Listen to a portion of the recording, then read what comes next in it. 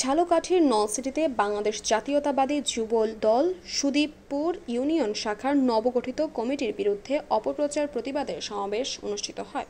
গত বৃহস্পতিবার বিকালে সুদীপপুর ইউনিয়ন তালতলা বাজারে এই সমাবেশের আয়োজন করেন সুদীপপুর ইউনিয়ন যুবদল।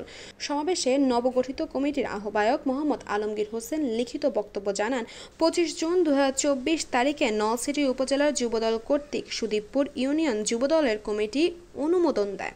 উপজেলা কমিটি তদন্ত দক্ষতার সাথে এই কমিটি অনুমোদন দেয়, কিন্তু কতিপয় নেতাকর্মী 26 জুন বিকালে সংবাদ সম্মেলন করে সেখানে নলছিটি উপজেলা নেতাবৃন্দকে নিয়ে কুরুচিপূর্ণ এবং কটূক্তিমূলক বক্তব্য রাখেন। সেখানে তারা কমিটির অনুমোদনের ব্যাপারে টাকা লেনদেনের বিষয় উল্লেখ করে, যাহা সম্পূর্ণ মিথ্যা এবং বানোয়াট এবং সংগঠন বহির্ভূত কার্যকলাপ। আমরা উক্ত বিষয়ে তীব্র নিন্দা এবং প্রতিবাদ জানাচ্ছি। এ সময় তিনি আরও বলেন, কেন্দ্রীয় বিএনপির একজন প্রভাবশালী নেতা গত নির্বাচনে আওয়ামী লীগের যোগদান করে দ্বাদশ জাতীয় সংসদ নির্বাচনে এমপি হয়েছেন। তারই ঘাপটি মেরে থাকা কিছু অনুসারী বাংলাদেশ জাতীয়তাবাদী দলের ভাবমূর্তি নষ্ট করার জন্য এসব নিন্দনীয় কাজ করছে।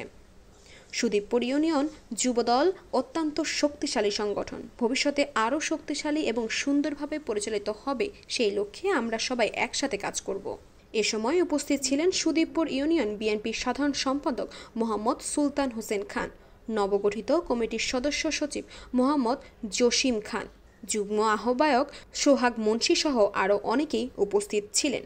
প্রতিবাদ সভা শেষে নেতাকর্মীদের নিয়ে নবগঠিত কমিটি তালতলা বাজারে আনন্দ মিছিল এবং মিষ্টি বিতরণ করেন।